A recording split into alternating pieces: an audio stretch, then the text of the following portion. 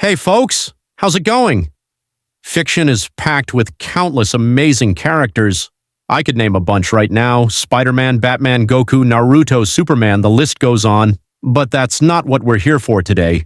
Today we're talking about characters who had everything: great potential, cool concepts, but for some reason just didn't deliver. They were interesting, they had promise, but they weren't explored or developed as well as they could have been. Welcome to Nerd Symbiont, and in today's video we're diving into characters that had it all, but fell short. Let's talk about it, shall we? Toxin, Marvel Comics. Born from Carnage as the 1000th symbiote in its lineage, Toxin was feared by both Carnage and Venom as the strongest and most dangerous of their kind. Shortly after its birth, the symbiote bonded with police officer Pat Mulligan. When Carnage came after Mulligan, Toxin emerged and fought its own father to protect him. Later on, the duo stopped a robbery, during which Mulligan almost lost control of the symbiote but managed to restrain its violent urges. Oh, and they also met Spider-Man along the way. However, Toxin quickly became a target for both Venom and Carnage, who saw it as a threat since, unlike them, it had the potential to be a hero. Fortunately, with the help of Spider-Man and Black Cat, Toxin managed to take down both of the evil symbiotes. Now, this all happens in a pretty crappy comic called Venom vs. Carnage. Yep, that's where Toxin makes his debut, and what a bad story. Seriously, look at this artwork. Come on, am I really the only one who doesn't like this comic? Please tell me I'm not. And another thing that bugs me: why does nobody in this story seem to know who Venom and Carnage are? Like, how does Black Cat not recognize them? Venom literally broke her nose once and they even teamed up against Carnage before. If this comic wasn't canon, fine, we could just brush it off, and honestly, it probably wasn't meant to be.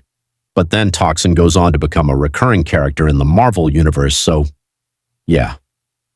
But hey, let's talk about the one good thing in this comic: Toxin himself. He's actually a pretty interesting character. He's Carnage's son, the 1000th symbiote in the lineage, and theoretically he should be strong enough to solo both Carnage and Venom, which, to be fair, he actually does. His bond with a family man cop creates some really cool dynamics, not just in this story but also in his solo comic. So yeah, he had everything to be the strongest symbiote in Marvel, but as we all know, Marvel loves to conveniently forget that symbiote offspring are supposed to be stronger than their parents. That's why we see Venom beating Carnage solo every other day and, well, whatever, right? And after his solo series, Toxin was completely forgotten. He only resurfaced during the Agent Venom era, where he bonded with Eddie Brock and became a villain. Honestly, I wasn't a huge fan of that idea, but at least it led to some cool stories, so I'll let it slide. And then he only got his own story again in the Extreme Carnage event, just one issue with a different host, thankfully. Yeah, that's it. Honestly, this character deserves way more comics. Carnage has so many stories compared to him. I'm not saying Carnage is a worse character or anything, but come on. Carnage is a villain, while Toxin is this super cool hero and he only got one solo miniseries? That's just weird. CYCLOPS, Marvel Comics. Now this one's a different case. Scott Summers is a mutant with the ability to fire destructive optic blasts from his eyes. As the leader of Xavier's X-Men, a task force dedicated to ensuring peaceful coexistence between humans and mutants, Cyclops led countless missions, trained generations of mutants, and even became the headmaster of Xavier's school. However, when mutant-kind was on the brink of extinction, Cyclops gradually transformed the X-Men into a more militant force, doing whatever it took to ensure the survival of his species, even going to war against the Avengers, an event that led to the death of his former mentor, Professor X. Over time, Cyclops became a revolutionary leader, blending Xavier's dream with Magneto's ideology, turning into one of the most complex figures in mutant history. Like I said, this is a different case because in the comics he's far from underappreciated. In fact, he's one of Marvel's most developed and well-written mutants. The problem? How he's portrayed in other media. This is finally starting to change with X-Men 97, but in the movies, man, he's just Jean's jealous boyfriend, and that completely ruins his reputation. I have a friend who thinks Cyclops is a bad character just because of how horribly he was adapted in the films. I mean, of course, right? Gotta focus on Wolverine all the time and screw every other character. Dude, Cyclops in the comics is one of the best X-Men out there. There are very few mutants who top him. Personally, the only ones I like more than Cyclops are Magneto and maybe Nightcrawler, but besides them, he's absolutely my favorite. He and Jean have always been two of the most developed X-Men, and that's a great thing. Well, here's hoping the MCU finally fixes this. Fingers crossed. Kaguya Naruto. Princess Kaguya Otsutsuki is the matriarch of the Otsutsuki clan and the mother of Hagoromo and Hamura Otsutsuki. She lived long before the founding of the Hidden Villages during an era of endless wars among humanity. After consuming the chakra fruit from the divine tree, she became the progenitor of chakra itself. Later, she transformed into the Ten Tails in an attempt to reclaim her chakra from her sons, but was ultimately sealed away by them. Her return was orchestrated by Black Zetsu during the Fourth Great Ninja War, making her the final antagonist of Naruto. Kaguya possesses godlike abilities, including dimension manipulation, regeneration, and powerful dojutsu like the Byakugan and Rinne Sharingan. Now, let's be real. Have you ever really looked at her design? That long, flowing hair, the horns, that white robe giving her a divine presence. She looks amazing. Visually, she's one of the most impressive characters in the series. For me, the problem with Kaguya is that she was introduced way too late. Madara was built up from part 2 as the ultimate final villain, not Kaguya. If there had been some proper foreshadowing, like a conversation between White Zetsu and Black Zetsu, or maybe even a vision from Pain, literally anything would have made her appearance feel more natural. The anime at least tried to fix this by adding an entire flashback about her past, which was great and should have been in the manga. So what would I have done? Simple. I'd have saved Kaguya for Boruto. That series dives deeper into the Otsutsuki clan anyway, so it would have made much more sense to introduce her there. Meanwhile, Madara should have stayed as the final villain of Naruto, as he was always meant to be. Sure, if you really think about it, the true final villain was Sasuke, but before that last battle, Madara should have been the final boss, not Kaguya. She could have been developed further in Boruto with a more fleshed-out backstory instead of being shoehorned in at the last second.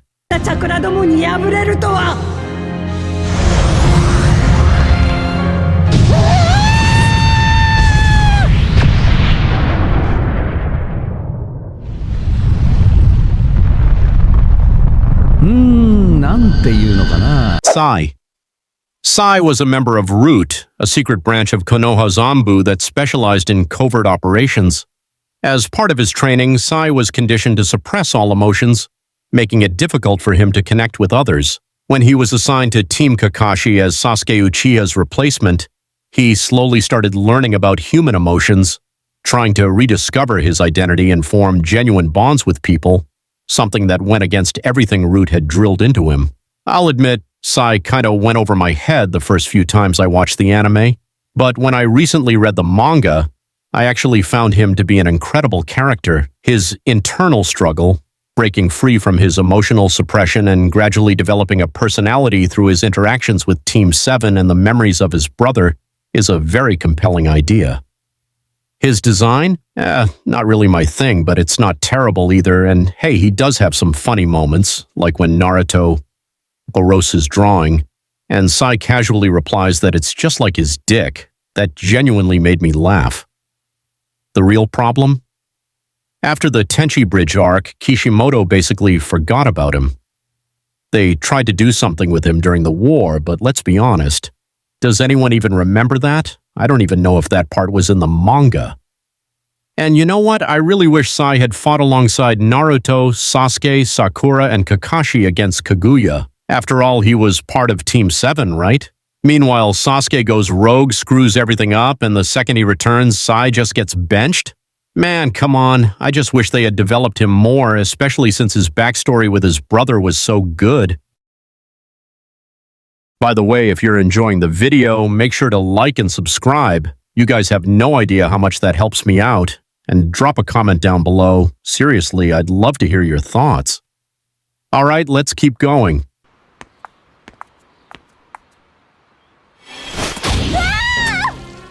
I've been looking for you. You're the Iblis Trigger. Your actions will condemn us all. Who are you? My name is Silver. For the future of the world, I will destroy you! Silver, Sonic the Hedgehog. Silver is an anthropomorphic hedgehog who traveled 200 years from the future to the present. His goal? Fix the past to save his future. This mission constantly brings him into contact with Sonic the Hedgehog and other key figures of the era. To accomplish this, Silver wields insanely powerful psychokinesis, a normal ability in his time that allows him to manipulate physical objects with his mind. In short, he's a time-traveling, telekinetic silver hedgehog on a mission to rewrite history. Now, if there's one thing the Sonic series absolutely nails, it's character designs. Just look at Shadow, Sonic, Mephiles, Neo Metal Sonic, Blaze, Pure Fire, Super Sonic, and Super Shadow too. And Silver? He fits right in with his sleek, futuristic look. His powers are also super unique compared to the usual high-speed abilities in the series. And he's no one-trick pony. Silver can fire energy blast to stun or damage enemies, teleport short distances, create a psychokinetic bubble to freeze his targets in place, use telekinesis not just on objects but on people, and even himself. Dude is insanely powerful. Honestly, Sega should be giving Silver way more love. He deserves his own game, a bigger role in Sonic 4 or something.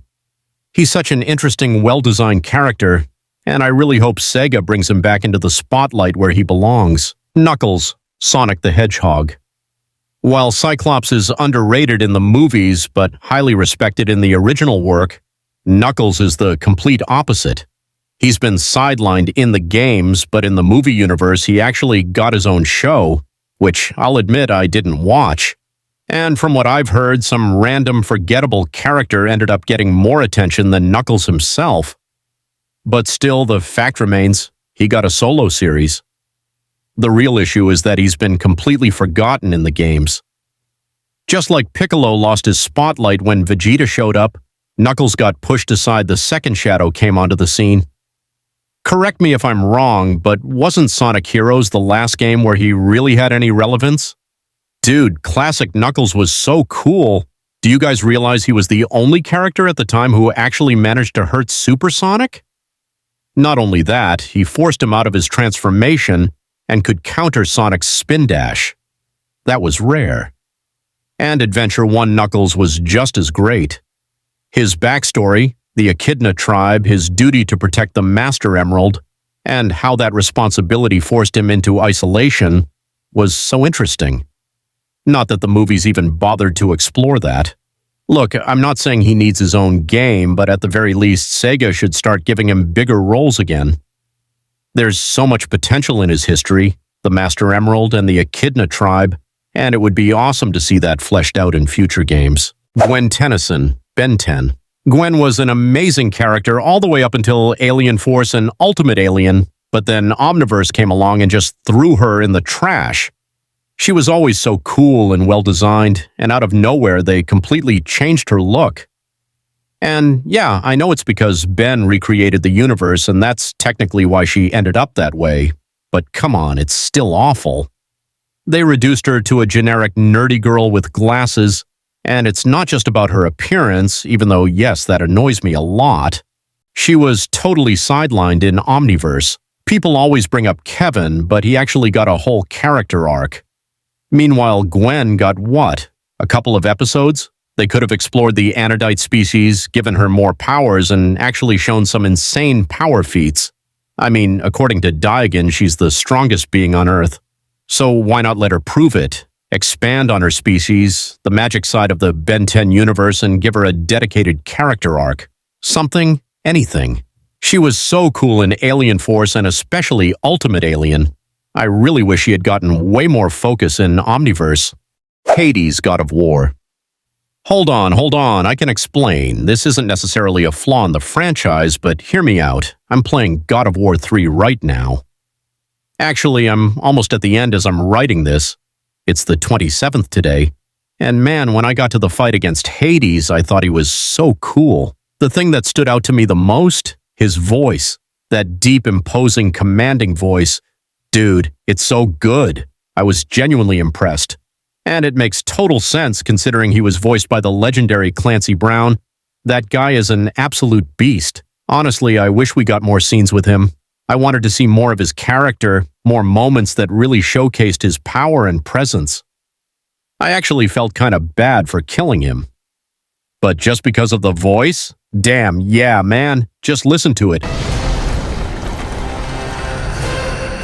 Kratos, so glad you could carve out some time for us. You know, we need it. I sense some bad blood between us, Kratos. Oh, all the memories. They're overwhelming, really. Let's see. How many sins have you committed against me? Oh, that's right. You murdered my niece, Athena. And what else? What else? And you killed my brother, Poseidon. And I have not forgotten that it was you who butchered my beautiful queen.